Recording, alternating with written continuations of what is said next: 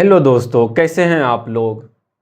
आज हम चलने वाले एक ऐसे देश में जो साइज में इतना छोटा है कि आपके किसी भी जिले से भी छोटा पड़ जाए, फिर भी यह देश दुनिया के सबसे अमीर देशों में गिना जाता है। जहां एक जमाने में मछुआरों का गांव था और आज वही बन गया है दुनिया का सबसे बेस्ट बंदरगाह एंड वर्ल्ड के लिए इकोनॉमिक सेंटर भी बन गया है।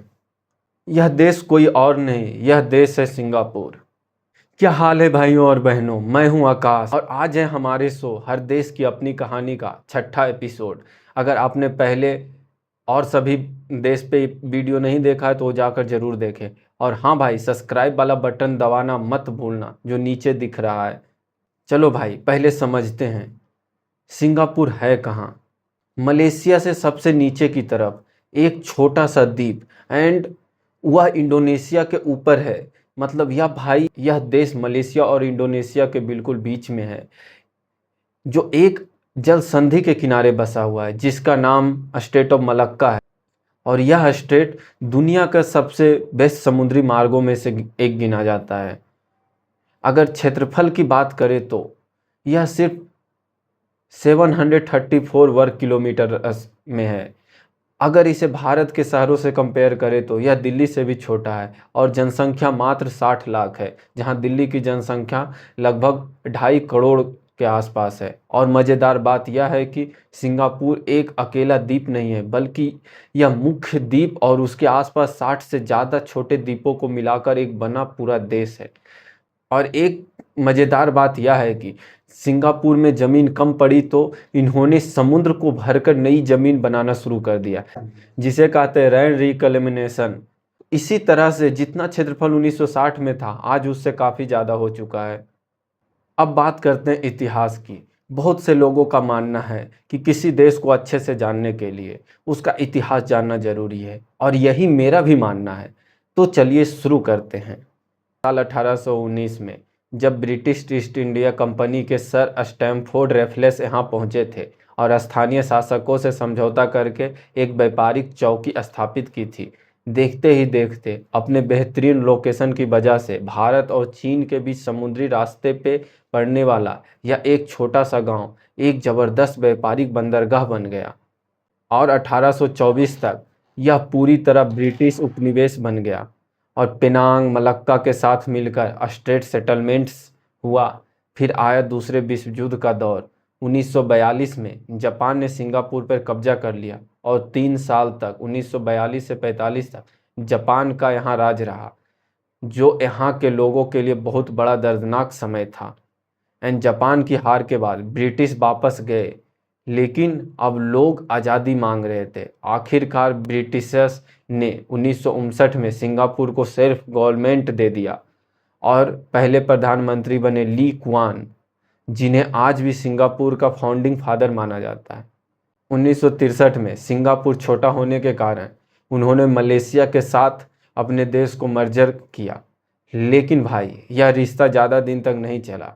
नस्ल और राजनीति को लेकर भेदभाव बढ़ते गए एंड सिर्फ 2 साल बाद 9 अगस्त 1965 को सिंगापुर को मलेशिया से अलग कर दिया गया और बन गया एक पूरी तरह से आज़ाद संप्रभु देश सिंगापुर। उस वक्त ली कुआन यू रो पड़े थे। टीवी पे उन्होंने यह ऐलान किया क्योंकि उन्हें लगा था इतना छोटा सा देश है, ना रिसोर्स है ना प्राकृतिक संपदा, यह देश कैसे चलेगा।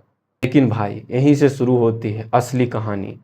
अगले 50 से 60 सालों में ली कुआन यू ने और उनकी टीम ने इस छोटे से द्वीप को सख्त शासन करके शिक्षा व्यापार के दम पे दुनिया के सबसे विकसित देशों की सूची में खड़ा कर दिया गया और आज भी एक वर्ल्ड का बहुत बड़ा फाइनेंशियल सेंटर बन गया है। यह था सिंगापुर का इतिहास। अब चलते हैं वर्तमान सिंगापुर पे। तो सिंगापुर की राजधानी सिंगापुर ही है। ये पूरा जो शहर है वह एक सिटी है एंड इनकी जनसंख्या लगभग 60 लाख के करीब है। अगर यहाँ बोले जाने वाली भाषा की बात करें तो अंग्रेजी, Mandarin and Tamil and Malay यहाँ की आधिकारिक भाषा है, जबकि मलय को यहाँ का राष्ट्रभाषा भी कहा जाता है। और यहाँ रहने वाले धर्म में बौद्ध, ईसाई, इस्लाम, हिंदू एंड अन्य धर्म के लोग रहते हैं। और यहाँ की जीडीपी की बात करें तो लगभग $570 बिलियन की जीडीपी है। और यहाँ के अगर nominal GDP per capita income की बात करें तो लगभग 95,000 से 97,000 डॉलर है, जो दुनिया के सबसे अमीर देशों में गिना जाता है। एंड यहाँ की जो मुद्रा है सिंगापुरियन डॉलर है। और हाँ, सिंगापुर एक यूनिटरी पार्लियामेंट्री रिपब्लिक है, जहाँ सत्तारूढ़ पार्टी पीपल एक्शन पार्टी जो 1959 से लगातार सत्ता में है, यानी इतने दशकों से एक ही पार्टी जीत रही है, जो अपने आप में रिकॉर्ड है। चलो भाई, अब बात करते हैं कल्चर की। तो सिंगापुर एक बहुसांस्कृतिक देश है, जहाँ चीनी, मलय, भारतीय तीनों संस्कृति के लोग साथ साथ रहते हैं। खाने की बात करें तो यहाँ का मशहूर खाना हाइनीज चिकन राइस, लास्का चिली कबाब काफ़ी लोकप्रिय है। अब एक मज़ेदार बात यहाँ की यह है कि सिंगापुर में कानून बहुत ही सख्त है। सड़क पे चिंगम बेचना एंड चबाना कानूनी मना है। सार्वजनिक जगह पे कचरा फेंकने पे भारी जुर्माना लगता है। इसी वजह से सिंगापुर दुनिया के सबसे साफ सुथरे शहरों में से गिना जाता है। अगर हम यहाँ के त्योहारों की बात करें तो Chinese new year, Hari Raya Eid and Deepawali जो सभी बड़ी धूमधाम से मनाए जाते हैं, क्योंकि यहाँ तीनों समुदाय के लोग साथ रहते हैं। एंड अब बात करते हैं सिंगापुर का इकोनॉमी कैसे चलता है। तो यहाँ की इकोनॉमी का सबसे बड़ा आधार है trade and finance and shipping. यहाँ का पोर्ट ऑफ सिंगापुर दुनिया के सबसे बड़े कंटेनर पोर्ट में से एक गिना जाता है। अब बात करते हैं उस रिश्ते की जो सदियों पुराना है, भारत एंड सिंगापुर का रिश्ता। ब्रिटिश ज़माने में ही बड़े पैमाने पे भारतीय लोग खासकर तमिलनाडु से मजदूरी और व्यापार के लिए सिंगापुर आकर बस गए थे। आज भी सिंगापुर में लिटिल इंडिया नाम के एक पूरा इलाका है, जहाँ कई हिंदू मंदिर एंड भारतीय संस्कृति की झलक देखने को मिलती है। एंड आज के दौर में भी भारत एंड सिंगापुर के बीच ट्रेड एंड इन्वेस्टमेंट के गहरे रिश्ते हैं। सिंगापुर भारत में बड़े विदेशी निवेशकों में से एक माना जाता है। एंड दोनों देश सैनिक अभ्यास से लेकर टेक्नोलॉजी हर चीज़ में एक साथ मिलकर काम करते हैं। अब बात करते हैं सिंगापुर के टूरिस्ट प्लेस के बारे में। सिंगापुर में घूमने लायक बहुत सारे जगह हैं, जिसमें प्रमुख जगह हैं पहला मेरिलियन पार्क, सिंगापुर का सबसे बड़ा एंड मशहूर प्रतीक शेर का सिर और मछली के शरीर वाली मलयालम मूर्ति, जहां से मरीना बे का बेहतरीन नज़ारा दिखता है जो काफ़ी सुंदर लगता है। दूसरा है मरीना बे सैंड्स, 3 टार्क्स पे बना एक आइकॉनिक होटल, जिसकी छत पे दुनिया के सबसे मशहूर इन्फिनिटी पूल है, जो रातों को यहाँ होने वाला लाइट एंड वाटर शो देखने लायक होता है। तीसरा है गार्डन बाय द बे, भविष्य जैसे दिखने वाली सुपर ट्री स्ट्रक्चर के 2 बड़े ग्लास का डोम, जहां दुनिया भर के पौधे देखने को मिलते हैं।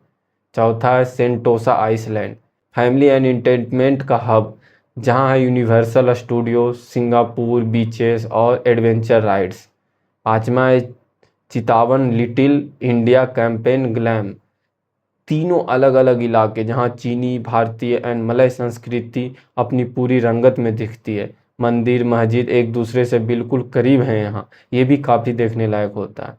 चांगी एयरपोर्ट सिर्फ यह एक एयरपोर्ट नहीं है, अपने आप में एक टूरिस्ट स्पॉट है, जहाँ इंडोर जंगल, झरना, शॉपिंग मॉल्स एंड भारतीय नागरिकों के लिए सिंगापुर में वीज़ा काफ़ी आसान प्रोसेस है। एंड भारत से आप बाय फ्लाइट भारत के कई बड़े शहर चेन्नई, दिल्ली, मुंबई, कोलकाता, बेंगलोर, ये सभी से डायरेक्ट फ़्लाइट से आप सिंगापुर पहुंच सकते हैं। ये था सिंगापुर का पूरा डिटेल्स।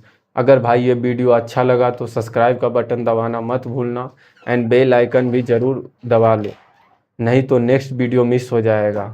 एंड कमेंट ज़रूर करें कि यह वीडियो आपको कैसा लगा।